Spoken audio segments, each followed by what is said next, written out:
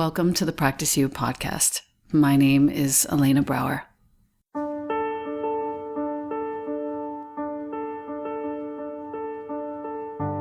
Together, we'll explore and enjoy content and conversations around mastering transitions in our relations, our wellness, our careers, our families, and especially in our missions and visions.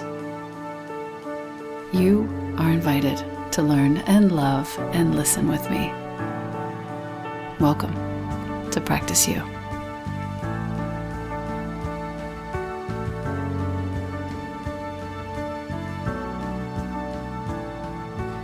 Welcome back to the podcast.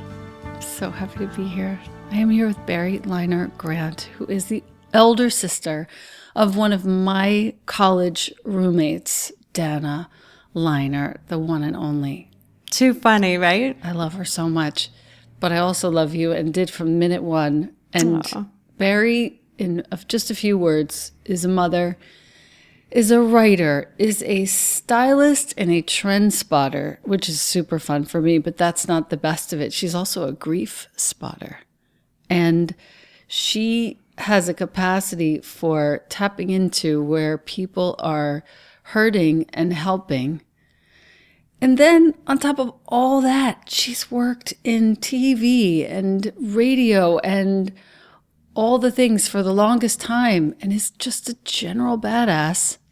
And we decided it would be really good to chat for the podcast. So welcome. Thanks for having me. This is like magic. I mean, I picked up the phone because I felt like we needed to have a conversation. Yeah, I'm so glad. And already we've had a huge conversation before we even turned on the recorder, so I'm glad we did. The first few episodes I decided would be themed, and they were themed about collecting difficult moments. And I feel like you're a professional at that. I want to say the world needs more people like you.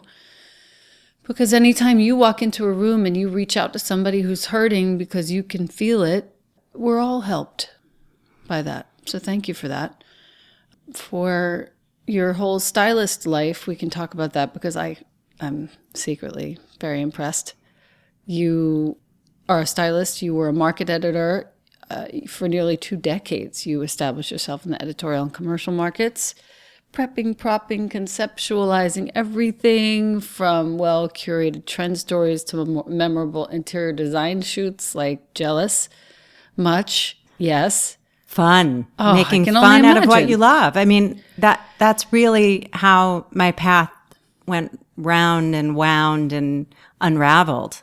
And you got to work with architects and photographers and designers and making them look good is such a fun job. I did it for a long time too. And it's like one of the best, most satisfying things because it's not your name, but you get to make it so great on behalf of somebody else. And there's something really beautiful and generous about that. I've always, before that, I was a publicist. And so that was really my training for being the behind the scenes, helping you tell your story behind the scenes.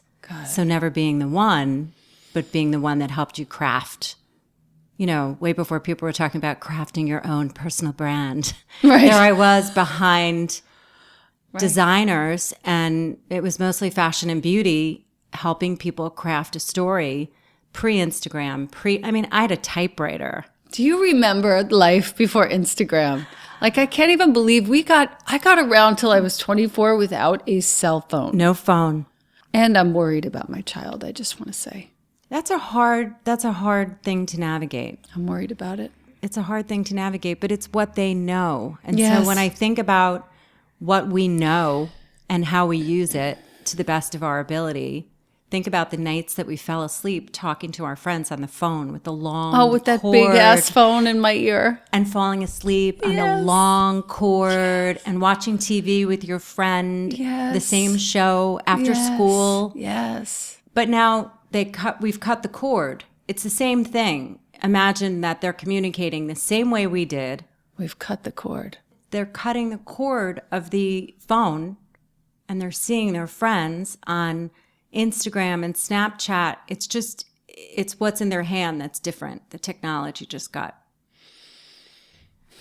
2 things that I'm thinking about. One is that I keep reading and hearing that there's a degradation of the myelin sheath around their nerves and their brains because of this frequency. But I don't believe that telling them to turn it off is necessarily the answer. Like anything else, telling them not to do something, that's I haven't done that very, yet. very much. I never did it either. And I find that I'm kind of like that as a mom with most things. I had a genius friend, Debbie Gorin, who had an older daughter who adored spending time with her. And I was like, sign me up. How do you do that? She said, you just have to not be the mom that always says no. And I was like, so she would ask, can I go to the mall? And I'd be freaking out. And I'd be like, sure. Yeah. And trust. Mm. And trust until you cross that line. Was the line ever crossed? No. How about that? And Emma is 22. They make mistakes. And Quinny is 15. Sure, mistakes have been made, but honesty has come of all the mistakes. I mean, Emma came to me and said, I tried this, I tried that. Like, I got all the information. I had to call Dana and say, okay, now what the F do I do? Because I just, the honesty came around and smacked me in the face. And I was like, now what do I do with this information? They came way clean. Right. And then, but that is what you want. I agree with that. And then the second thing is I'm still a no to Snapchat. You're a no. I'm a no. I was a no. I mean, my kid, it was a different time, but I was the last mom standing with no texting. I mean, Emma had no texting forever. I mean, that was pre-Snapchat, but that was my foot down. Here's the thing about Snapchat. What a fucking waste of time. Well, people say that about Instagram. At least there's something in my business that I'm doing that's professional, sharing the work that I'm doing. But I read a book recently called curse. Untangled. I'm like, Okay. bad word lover, hashtag I love bad words all over my Instagram. I mean, for real. I do. What's your Instagram? Oh, it's BLG. BLG. And So all my badass. kids' friends follow me and they call me BLG, literally. It cracks me up. I like it. They realized that it was interesting that I was in design because their friends lit up about it. It's always been what they know, but when their friends lit up about it, where I was on location or what I was styling, then they were like, oh, Your mom's cool. your mom is cool. Do you know how cool your mom is? And it was like, big eye roll. I get that too. Jonas peeps kind of dig me and fancy me, and then I get sometimes I get the eye roll and sometimes I get it cool. It comes around because Emma definitely appreciates what I do now that she's working, now that she's in the work world. Right. Oh God, 22. 22. Wow. Living on her own, paying her own bills Amazing. in the world. It's crazy. Emma, if you ever listen to this, we love you. We love you. So really what I think when I wake up in the morning and I come out here and I light a candle and it's still dark and I just sit for a little while and think about what's happening today, the first thing that came to mind was how many lives you have had. And I definitely want to touch on the fact that just after, it was in the early 90s when your mom passed quite suddenly, and I was deeply embedded in Dana's life at the time, and, by proxy in your life. And I remember getting the call. It was super sudden, and she'd been laying on the beach. Ellen Jane. She was so awesome. And she'd been laying on the beach, and I don't mean to laugh, she literally just fell asleep and died. Asleep. In the sun, sunbathing. She called us all. This is the magic of that day. She called us all because she had scalped tickets to the U.S. Open golf tournament for my stepfather, and she was giddy with it because she sent him on his way. She had just been to visit my sister, who had been plucked from Cornell Hotel School to go work for a company in Denver. I remember. As the comptroller straight out of college. I mean, she's something. That was a good year, 92. We all got plucked. You got plucked. We did. It was really something. And she had just come to Manhattan. I had set up a public relations firm on my own, left a company and started a business. As one does. As one does. And we were all in our places. Looking back, it was a really interesting day. And in her beach bag was a receipt for 2 pounds of Santa Rosa plums, a trashy novel, and which she was a voracious reader, but instead of buying a magazine, she would buy like a trashy book because she would know she would plow through a magazine much too quickly, and she didn't want to bring her good books to the beach. That was that generation, though. They always bought the trashy novels. That was like her thing. And the receipt was there, but the plums were all gone. Favorite fruit. They came but once a year. They're really dark. Yes. Red in the inside. Like, yes. Yeah. So sweet and juicy. And she lived for that little window of time that they came around, and they were gone. 2 pounds. 2 pounds of her favorite ever food. On a beach, looking at the water. And she called all of us, and it was very, very hot. She was like a super realtor. And she said, I'm taking the fucking day off. Oh, wow. And treated herself to just going and favorite place on earth, just sitting on the beach. Treated herself to a death Day on the off beach and a day. rather than a death in some house showing. I mean, she just... Wow. I think I wonder often if you know, and I know you told me you're obsessed with death in the best way. Obsessed. But do we know? Is it imprinted? Do we know? I believe we do. I had all this evidence that my mom knew. She left notes all over the house indicating to us what things were and who they belonged to in her absence. Well, when we sat Shiva for my mom, she had like 3 things to her name, very organized. She had like ballet slippers from Sam and Libby in every color. She had like a little uniform, little Audrey Hepburn cropped jeans and sweaters and popped collars. Right. And she was just very... I remember the popped collar, totally. Yeah, in cool contrasting colors. Yes. And she loved a bargain, but she didn't love stuff. And we couldn't find her jewelry roll. It was missing. It was this yellow jewelry roll with white polka dots, and it was just gone. And we found it in the house. It was hidden behind the photo albums, and it forced us to visit the photo albums, which were trip after trip after trip after her standing in front of a fireplace in another outfit with another. I mean, she was so stunning, movie star stunning to us. No, but she was to all of us too. We all used to die over her. That just looking at all the places she had gone, and she would tell my stepfather, like, she would mark it in his book, I'm going, and if you're not coming, so be it. But she really, and he always went, but it was like, look at the life I lived. Yes. Clearly too short, but it was like hardcore message to us. Look and make sure you do. And live that way. Yeah. Funny. Right? Hidden behind the photo albums.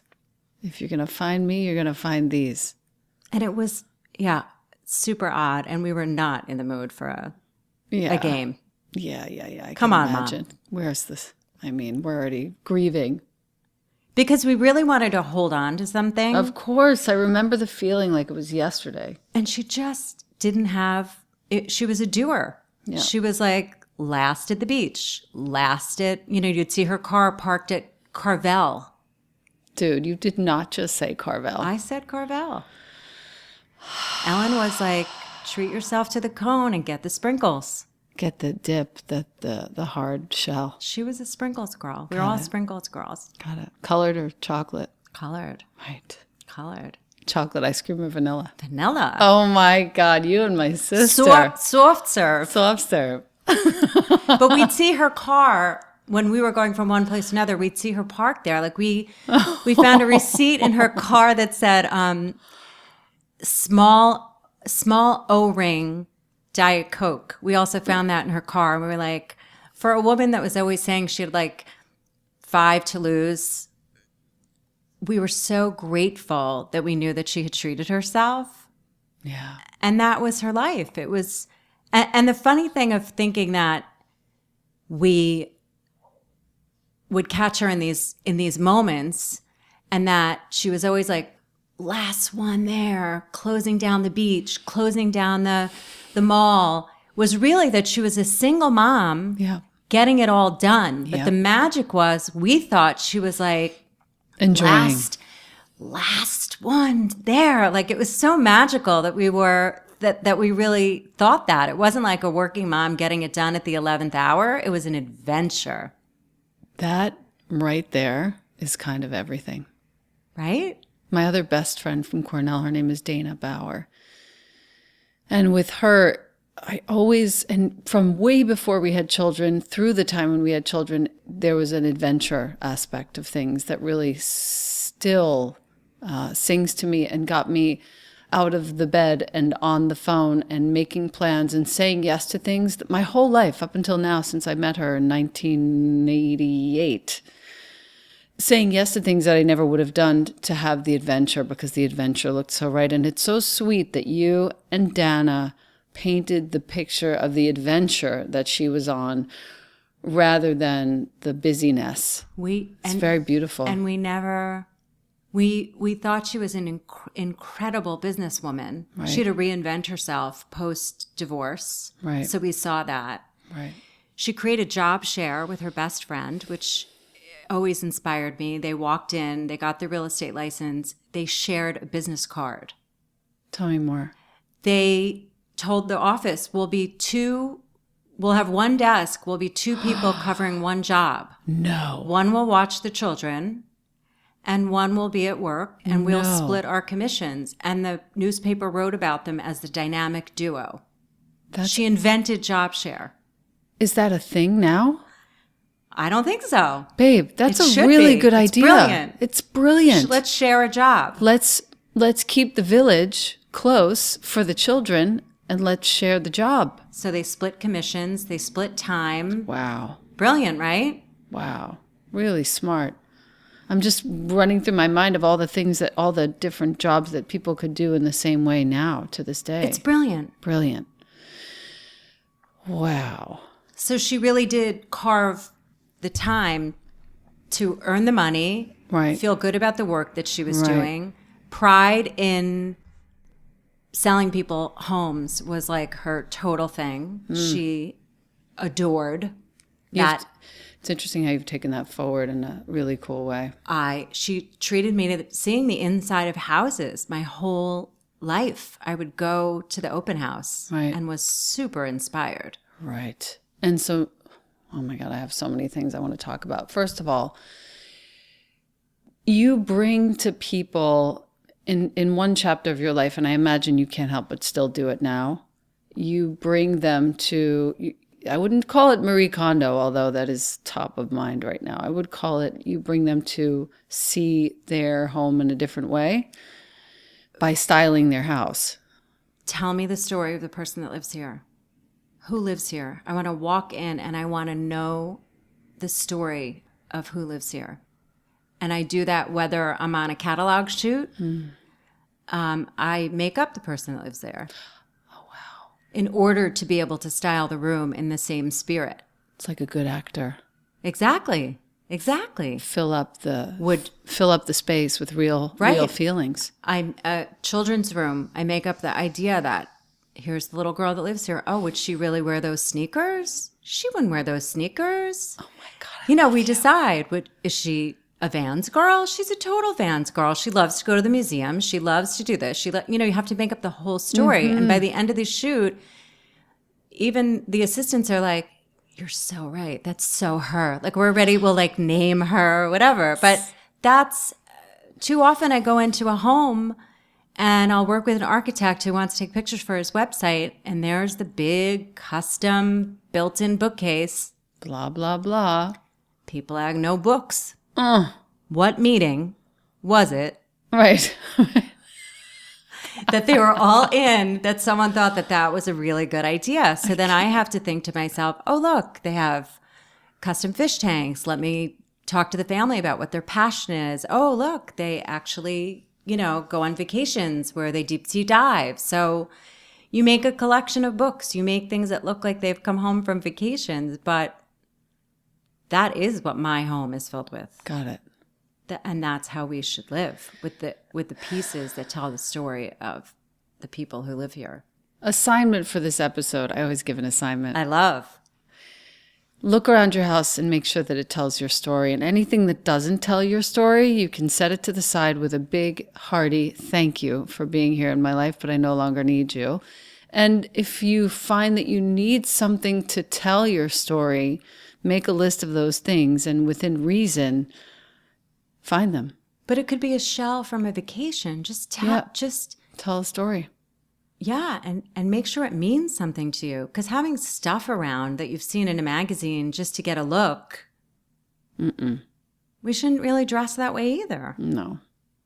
If I really wanted to do that, I wouldn't be wearing the potato sack from Morgan Le Fay, which I love more than life. I love a good potato sack. Oh, it's the best. I'm comfy these days. Word. Word. How old are you now? 53. Wow, you look so good. Thanks, girl. Wow. You're 5 years older than me. You look so good. Thanks. Silly. Okay, so one of the things I was thinking about, finally looping back to what I thought about when I woke up this morning, was how many lives you've lived and how many jobs you've done. And really the thing that stuck out the most was for you, the listener, who is really seeking to create for yourself the life of your dreams, the work of your dreams, the job that you've always dreamt about. Maybe you don't even know what it looks like yet. Here is a human in Barri Leiner Grant, BLG, the notorious BLG, who has done it all. Walked into places and said this was her job and then got the damn job. Created a job out of nothing, similar to what your mom did with the job share. I would love to hear a couple of the highlights of what you think might inspire that listener who is struggling and stuck to figure out what it is that she or he should do. Sure. I mean, I've built many businesses and many ideas on what I like to call the school of life. What comes your way is telling you maybe this, it's like doors open, right? So think about what inspires you. Think about what you're good at and ask people about their work. Ask about work that looks really interesting to you. That's what I used to do. I would just be curious. And what ended up happening in styling, for example, is that I went to the Chicago Tribune. I had never worked for a newspaper ever. I didn't know what to be when I moved to Chicago from New York. There were no public relations firms. And I went up to the Tribune and I came up with a bunch of ideas to pitch them that were just based on interest. I was a passionate New York Magazine reader when I was in New York, and there were these pages by Corky Pollan called Best Bets. I remember. A roundup of products that were what's new, what's next, and it made my heart tick. And same in like 17 magazine, that roundup of products that are like those must-haves. That was my childhood dream. I made it come to life for the Chicago audience. What was the column called? It was called Window Shopping. Oh, God, that's so smart. And what I thought was really fun, and the way that I pitched it was, not only would it be a roundup of products, but it would also be what I deemed a trend, what was new and what was next. And it was also, from a business point of view, probably great for advertising because you could tap all these great stores to support the page. Of course. And people said to me in Chicago, how did you get to the Tribune? And I was so confused. Right. I was kind of like, taxi? I really didn't understand what they were talking about, because all I knew was I need a job. This looks interesting.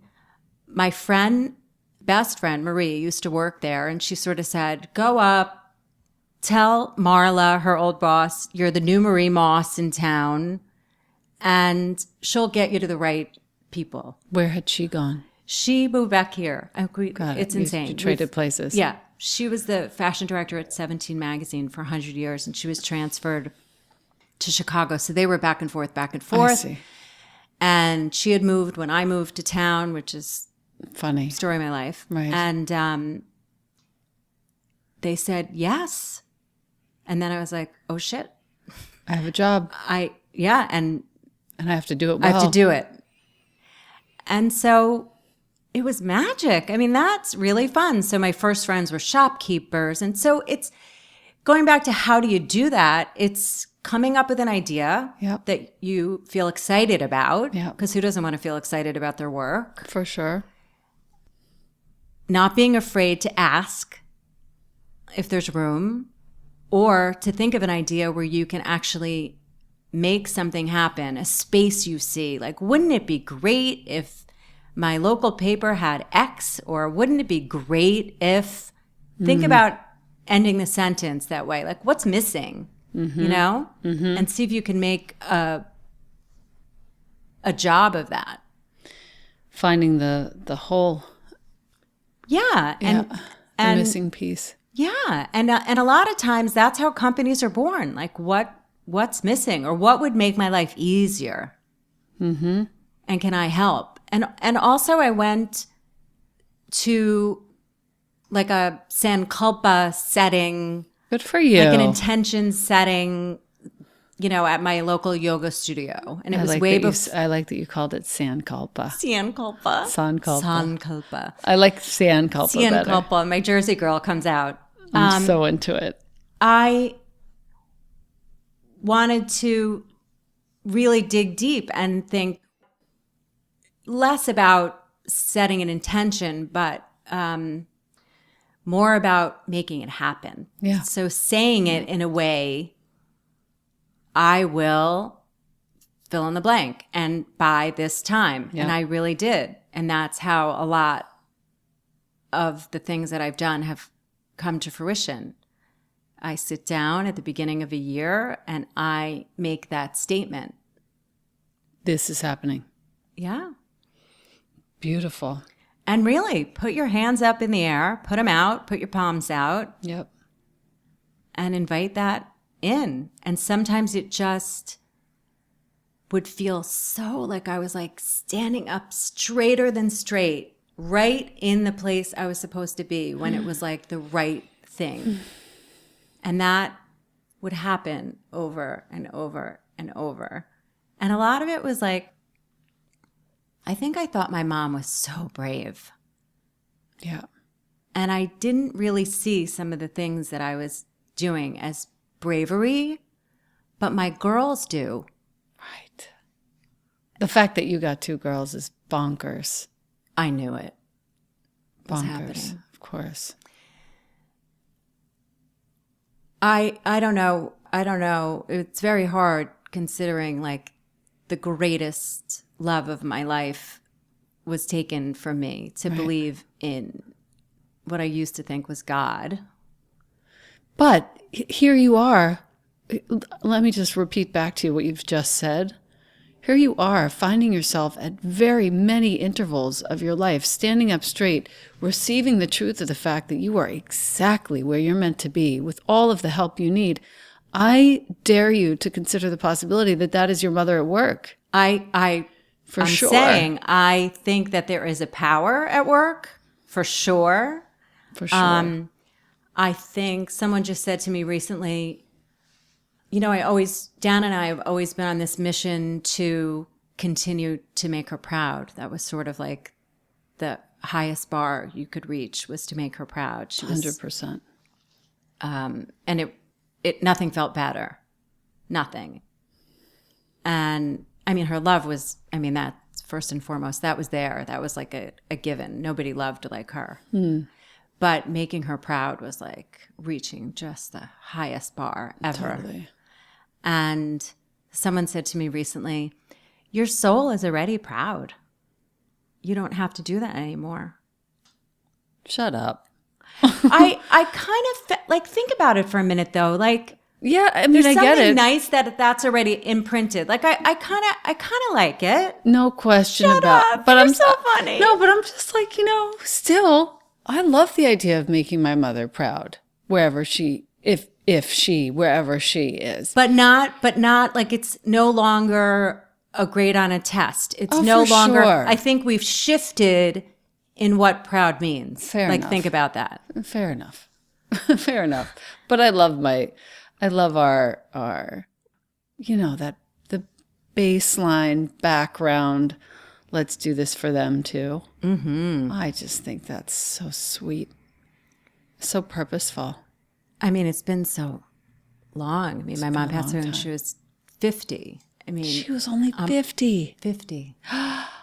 50. Get out. You should have known me the year between 49 and 50. I can only It was pretty imagine. insane when you get to that age. Right.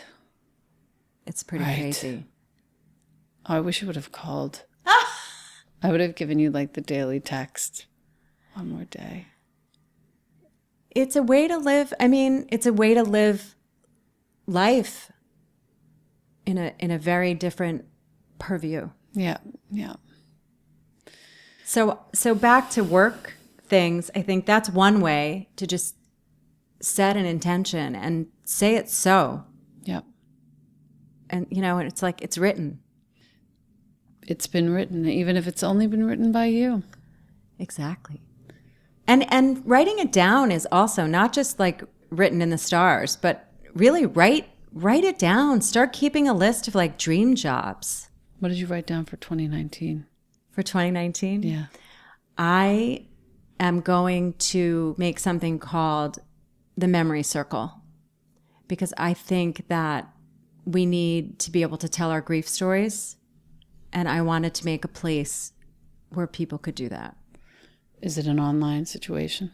I'm going to start, it's an Instagram account, but at the moment, but our first grief circle is on the books. It's going to happen in Chicago. Okay. I think it will have a writing element, a meditation element, storytelling. You can bring something that was important to your person. It'll have guest speakers. I just got the whole thing. I got it in You got wave, a full wave. How long are these things going to run? Like the actual event? The actual event, we think an hour to an hour and a half, depending on how many people are there, because everybody needs the time to tell their story. You could make it longer, I'm certain. You could make it longer. For sure. I just felt it, and it's really moving, and I felt myself coming, and people are going to be able to give storytelling a whole new life within themselves and find a new voice within themselves by sharing. I think we live in a society where we aren't able to tell those stories without people feeling discomfort. I don't even know what to say right now. I feel like I want you to read every Martin Prechtel book and all the Sacred Path books. Wow. And you have to read Tokapa Turner. Okay. You'll give me a reading list. My reading list has been... Wow. My reading list since I lost Pixie Light her. Horse? Oh, I have all Pixie. Are you kidding? Okay. Last year's Sankulpa was, I will make a yoga class for women who have lost their mother before Mother's Day. And this will be the second annual. So every year it seems like I keep stepping into this space a little more. Right. But my dear friend Amy Owen and I had shared stories of our mother loss, and she's one of my greatest yoga teachers. Don't I know her? I'm sure you do. When I arrived in Chicago, I think she studied with you. I'm sure I know her. And Amy Owen, I got it. You got it. Hi, Amy. Hi, Amy. We love you. I adore. I just got it. She tapped me in Yes. in a yoga class, and said to me, I can't take you any further here. I think you should come to Yoga View. And I went. Of course. And now we're Buds. teaching together. Oh, God. That's so good. Sorry to interrupt you before, but I do feel very, very strongly that to gather and circle up and talk about the hard things is actually the only antidote right now. That's it. being able, allowing people to tell their stories to me one-on-one has been magic. I feel like I meet the girl in the room or the store or everywhere I go, like crazy magic energy. And I know that it's for a reason. I'm looking up your Instagram memory circle right now. Yeah, the memory circle. It was born. Talk to me about what your other favorite, like one of the other times where you were standing up tall and receiving the truth of the fact that you were standing in exactly the right place at the right time, aside from the Tribune, which is epic. You know, to inspire someone to walk into an office and say, this is my job. Yeah, I think it's always when my heart breaks from something. So I went through a divorce. And same thing, my vulnerability and sharing with people about what I was going through and what I learned. And I would get a phone call from someone that said, oh, so-and-so told me I should call you. I'm going through a divorce. People would come because they knew I got to the other side. Right. And they would come from lawyer referrals to, wow, how did you do it?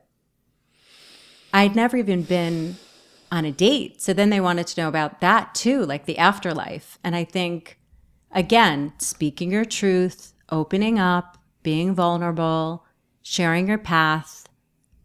Yeah. I was sitting poolside while my Quinny was like swimming for the first time on her own. And I was a single mom. And it was such relief that I didn't need to be in the pool. So I was sitting beside this woman and I said it out loud. I said, thank God. It is unbelievable for me to watch her swim away and I don't need to be in the pool with her. I haven't done that for so long because I was a single mom. And she turned to me and she said, you are the first person that I'm going to say this to, but my husband and I decided last night that we're getting a divorce. Wow. I gave her all the information, sitting there poolside. We're still friends. We're still friends. She's a good talk about good listening. She's a good listener to say that to the likes of you. It was unbelievable. Wow. Unbelievable. But mediators and best practices, what I learned, mistakes, how I went through it, making a pact with myself never to say a bad word to my girls about their father. Word. I say to people, you picked him. You said yes. You picked him. You made that your children's father. Yeah. You picked him. Follow through. Yeah. Follow through and treat that guy with respect, even if. It's such a hard thing to teach to people. I mean, we both did it. I did it too. And even in the face of feeling as though you've been wronged, how smart it is to just show respect and dignity for that person who is the father or the mother of your kids. You're showing your children what you're made of when you do that. Word. What are you showing them? What are they supposed to do with that information? Yeah. Yeah. You shouldn't speak negatively about anybody, never mind their parent, nor would you want that done to you. Mm. Yeah. My friend called me Grace Kelly. He was like, I couldn't have done it. I could never have done it. You don't know what you're capable of, though, until you are thrust you have into to the make position. As you know, Concerted effort. Super concerted effort to be that and find someone else to say the bad shit to. Sure. Or don't say it at all, and right. But if you need to complain or you need to find somewhere else to put it. Not your child. Amen. And since then, styling, I mean, the biggest things. The biggest things. No, it's like you've really done quite a lot for yourself. Wrote a few books. Had a small jewelry company. Talk to me about the books. Books? Yeah. So I became a crazy collector, the daughter of a mom with no things. I became a crazy memory maker, where I've always loved flea markets, and I love sort of the history of the things you can find at a flea market and the stories they used to tell and whatever is all in there that's delicious. Mm-hmm. And that they're one of a kind. Mm. And I used to go with Marie, and it was like our passion and therapy. Chat in the car the whole way there. People would ask if they could come with us. We were like, hell no. And we started to keep a notebook in the car. And the notebook became the book, Flea Market Baby, because we were looking for things to decorate our children's rooms with, and there wasn't anything. And then... there wasn't anything that was cool that was being made current. Zero. Right. This was what year? 97, 96. It was like sleek Italian cribs, and nothing was vintage. And so we were taking jelly cupboards and making them into changing tables. And we were not Martha Stewart. We were not refinishing things. We were like, if we could do it, you could do it. I mean, that's my whole life. Like, if I could do this, you could do this. Totally. And the book was born again of like, we're not going to bring you with us, but we can tell you how to do it. Right. And everybody would say, ask us these crazy questions like, is there an aisle for whatever? We're like, there's no aisle for baby things. It's like, it's your eye. And so it was the same thing. Making a little list. Right. What do you want to collect? There it will be, waiting for you, because your eye is focusing on it. Really, that's just what it is. God, that's so much fun. It was. Oh my goodness. And then Flea Market Fidos was born because we're crazy about dogs, and we would always like pat the dog of like the dealer that would bring the dog along, and then and then crazy dog collections and all the things that we collected in the beginning were just going to be chapters of the book in our minds, the book in our minds. Right. And the publisher said to us, oh, each of these is a book. So the chapter on dogs became the Flea Market Fidos. The chapter on baby became Flea Market Baby. And it was really crazy and fun. And we just made these joyful, collectible books that photos guided or artists. Photos. Got it. Many, many, many of which we did ourselves. Great. And then Snooki was pretending she was from New Jersey when Jersey Shore came out. And again, we were like, we got to take back the beach. We got to take it back. We're both Jersey girls, and we're not going to let this happen. And so we wrote a book called Jersey Girls. Wait a second. Yeah. You just made a serious left turn. Snooki was not from New Jersey? Poughkeepsie. No. She's from Poughkeepsie. None of those people were from New Jersey. My entire life just crumbled. Yeah. I mean, I maybe watched 3 episodes, but still. It was so in the news. What a farce. Exactly. It was so in the news, and they were like staying at our like beloved boardwalk, and they were making all these like crazy Jersey claims. And if you grew up there and I come from a Jersey girl mom, I come from Jersey girl besties, and we were not letting Snooki take the beach. No. We were taking back the beach. So you wrote a book called Jersey Girls. Yeah, and we interviewed every powerful Jersey girl you could imagine, from Bobby Brown to, I was interviewing Jonathan Adler for Chicago Magazine. And I turned to Jonathan Adler. He asked what I was working on. I turned to him and I said, if my publisher will let you be a Jersey girl in our book, will you be a Jersey girl in our book? Oh, he must have died. So excited. And he's in the book. All of those. Jersey Girls, The Fierce and the Fabulous. You bet. By Marie Moss and Barri Leiner Grant. You bet. This is great. It's great. It's sort of like our vernacular. For sure. It's just a ode, love letter to New Jersey. Yeah. A love letter to New Jersey. Kelly Ripa. Right? What's her name? From MTV. Duff. Karen Duffy. Wow. They're all. Talk about a badass. That's the best part of it. I should get her on the podcast. You should. I will. She was great to talk to. I'm great sure. to talk to. They all were. So smart. Olympia Dukakis on the phone. How? Judy Blume. Oh my God. Stop. So many. And you know who else? The Statue of Liberty is a Jersey girl. Oh my God. She is. You think Was she she's in a the New book? Yorker? Was she in the She's a book? Jersey girl. She's in the book. She's a Jersey girl. So it's making Susan Sarandon, Bebe Neuwirth. Yes. Good one. And Timothy White, a fantastic photographer, was so moved by our project. He had photographed all of those people, and he gave us the photographs to use in the book. Out. With their permission, of course. Of course. But, yeah. Beautiful. I mean, the things that unfolded, Jonathan Adler allowed us to have the parties at his stores, and Right. I mean, the things that unfolded. And so it's always pinched me because now that I'm saying it out loud, when you're in it, you can't see what you're making all the time. But you have to be open to the making. Yeah. And really being brave. It really is about being brave. Back to the adventure. Yes. Yes. Saying yes to the and adventure. make it an adventure. I'm not a girl that can sit at a desk, really. No.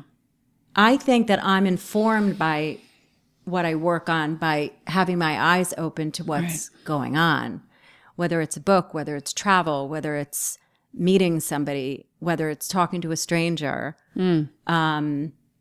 I've become that girl. Like I call Dana all the time and I say, Mom, I just started a conversation with this woman in the store, but you know, Guess what happened? Yeah. So it's kind of crazy, but it's kind of great. I love that.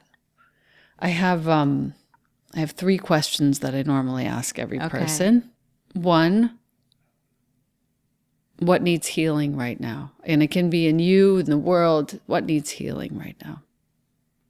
I think loneliness. Yeah. I think our devices have made us separate from one another. We think we see people. We think we know people. So I've been reconnecting by making in-person meetings, coffees. I want to see you. Right. I want to see you. Right. So we've been talking a lot about loneliness and aloneness. And I want to explore that further in the memory circle. We just want to be heard. Yeah. People want to be heard and seen. And we don't have a place to do that. And not everybody even has like a huge interest or a huge interest in being on social platforms. And if they're not they don't even feel like they know really what's going on, or they don't feel connected or whatever that is. But let's dial that back. Someone just said they had a basket at their door for kids to like drop their phones in when they come on play dates so that the kids can be, I think it was Glennon Doyle, where the kids can feel connected when they're at your house. Like we just have to fill ways of being connected. Like just think of ways that we can be more connected to each other and not lonely. Yeah. Very good. The second, what is your favorite view? Can go any number of ways. It takes my breath away when I'm reconnected with my sister. Yeah. Like seeing her. That view, I'll take that view. I had the same experience when I saw her last time. It was like this rush of relief. She's that way. It's like a calmness comes over me when I just lay eyes on her. First of all, she looks exactly like my mother. The older she gets, the more she looks like my mother, which is comfort in of itself. Yeah. You know, I always think no other sisters could be like us. We're that close. You are that close. But when I see her, it's like cellular relief, complete relief. I feel mothered when I see my sister. I feel mothered. Oh, that's so good. That makes me cry. Of course it does. And she's 5 years younger than you. Yeah, and she's totally the mother. I have that in my sister, actually. She's so the mother. We push and pull. I would say we're really good at that. But her, even being in her home is such, I don't have to be in charge when I'm with her. So it's a release and a relief. Right. And I just, it's everything. I mean, her eyes are like, I know what's in there. It's just home. Yeah. And lastly, what does prayer mean to you? Lately, I would say it's deeply rooted in meditation and asking for what I need. You have a meditation practice. I do. Tell me about it. I do. I sit every day. When I went through my yoga teacher training, I sat for 30 minutes every day from September to December and found crazy clarity. I was grateful. I was driving my car one day during the training to go to a styling meeting, and I drive my car for years, and I thought, I am so grateful to have this car. And it kept happening, like these amazing moments meditation. of gratitude. Yep. Like just mindfulness and watching people cross the street, and all these crazy things started to evolve. And I thought, I'm never giving this up. Yeah. Yeah. And I have my husband, Alex, practices too. And he sits and manifests things. I sit and clear for what can come next. That's my practice. Really nice. I wish we could talk more. I cannot thank you enough for this. I feel like everyone's going to get a lot out of it, and we went in many directions. Circles. Wow. Circles. But I think in the end, the takeaway is don't be afraid to say what you want and go after it, because you have no idea what's possible. You have no idea who will say yes. And the best thing you can do is just get out and ask. I can't really think of anybody who has said no. Wow. I really can't. Wow. Thank you so much for being here. Thanks for having me. Thank you.